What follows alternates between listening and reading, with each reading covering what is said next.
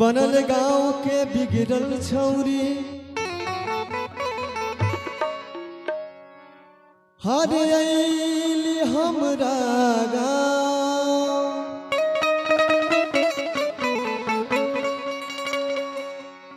पाँव के पायल ऐसन छनकवली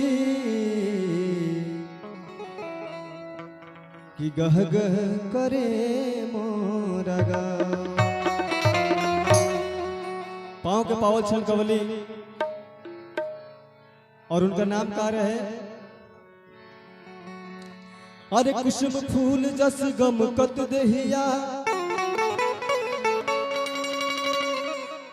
हरे कुसुम रहे उनकर नाम।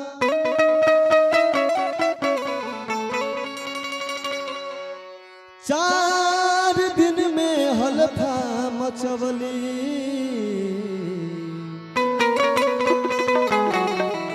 पागल करके भगली गाँव। का करके हिमांशु बाबू पागल करके तो दर्द दिल के बढ़ा के गइल तो दर्द दिल के बढ़ा के गइल। आइल हृदय में ऊ 4 दिन खातिर बाकी हल्फा मचा के गइल। आइल हृदय में ऊ 4 दिन खातिर बाकी हल्फा मचा के गइल। तो दर्द दिल के बढ़ा के गइल तो दर्द दिल के बढ़ा के गइल। आइल हृदय में ऊ 4 दिन खातिर बाकी हल्फा मचा के गइल। हो आइल हृदय में ऊ 4 दिन खातिर बाकी हल्फा मचा के गइल।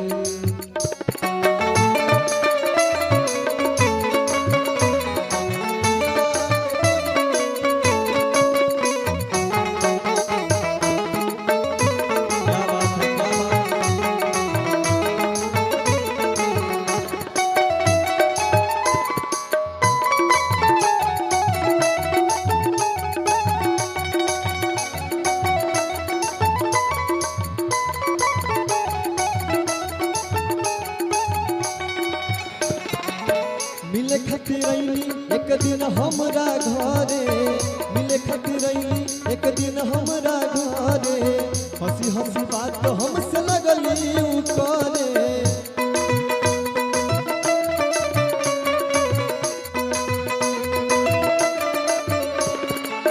मिले खातिर आईली एक दिन हमरा घरे हंसी हंसी बात हमसे लगली उ करे। हंसी हंसी बात हमसे लगली उ करे। तरोग ऐसन बढ़ा के गइल तरोग ऐसन धरा के गइल। कुछ भइबो ना कइल 4 दिन में सबके चूना लगा के गइल। कुछ भइबो ना कइल 4 दिन में सबके चूना लगा के गइल।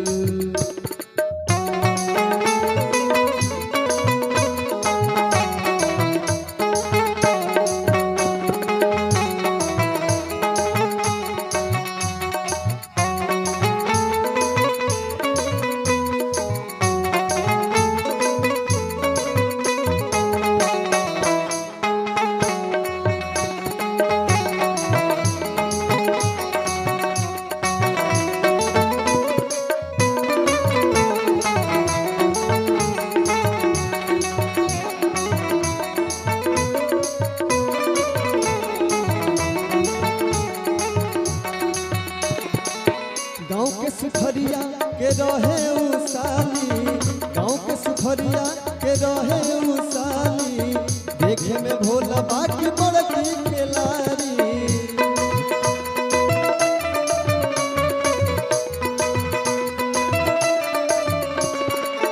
गाँव के सुखरिया के रहे उ साली देखे में भोला बाकी बड़की के लारी। देखे में भोला बाकी बड़की के लारी। तरस ऐसन चुआ के गइल हो रस ऐसन चुआ के गई ओकरा चौक